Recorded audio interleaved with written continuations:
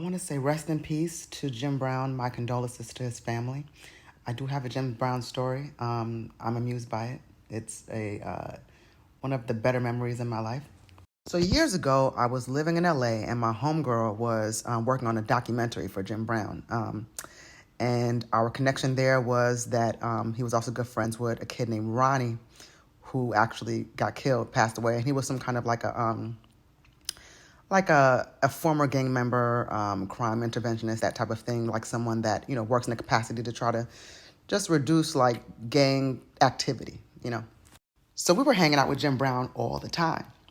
She was documenting things, just trying to get to know more about his life and things like that.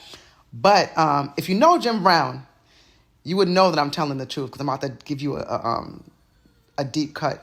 I'm about to put y'all onto something real quick. But this is the people who know him know that this know this to be true. So Jim Brown loved his backgammon, right? I to this day don't really understand what's going on that board. It's not my sport of choice or my game of choice.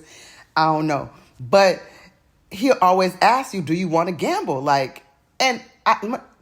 Mind you, at the time I was broke. Like, I had been so broke in my life, and that was one of the brokest periods of my life. Like, I was super broke. So when Jim Brown asks you if you want to gamble, you don't really say no to that, right? I guess it's one of those things, like, for some of you, like if Beyonce was like, "Hey, let's do these drugs," you're not going to tell Beyonce, "I'm not doing drugs with you," because it's Beyonce, right? So I guess look at it that way. So he gives me the rundown on like how to play the backgammon, whatever. I still to this day don't even remember any of the rules or whatever. But it was enough where I was at least a decent opponent, you know what I mean? But he's like, "Yo, like, what you want, what you got on it?" I'm like, "Mr. Brown, I don't have money like that." He's like, "Well, how much you got in your pocket?" I was like, $20. $20 to me right then and there was like $2,000. I'm talking about I was broke. So this was one day, but then it was multiple days. I'm like, "Mr. Brown, I don't think I should be playing you." And he's like, "Nah, you gonna play. You here, you gonna play the game." And I'm just like, "All right, cool, whatever." And I was like, "Mr. Brown, why you just keep taking my money when you know you don't need it? Like, why are you doing this to me?" So I don't remember the words verbatim, but what I do remember is that when I asked him, like, "Why are you doing this to me?" He was like, "You're doing this to you."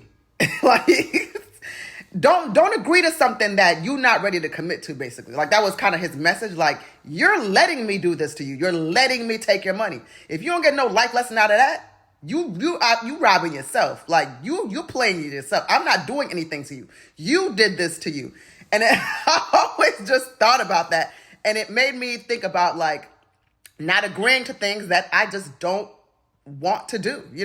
So I was like, from that, it was like a strong life lesson for me. And from that point on, I was like, "Mr. Brown, I can't play the game," because I was so busy trying not to, I didn't want to frustrate him. And I was like, well, he keeps asking me, but he was trying to teach me to stop playing myself, like, you playing yourself.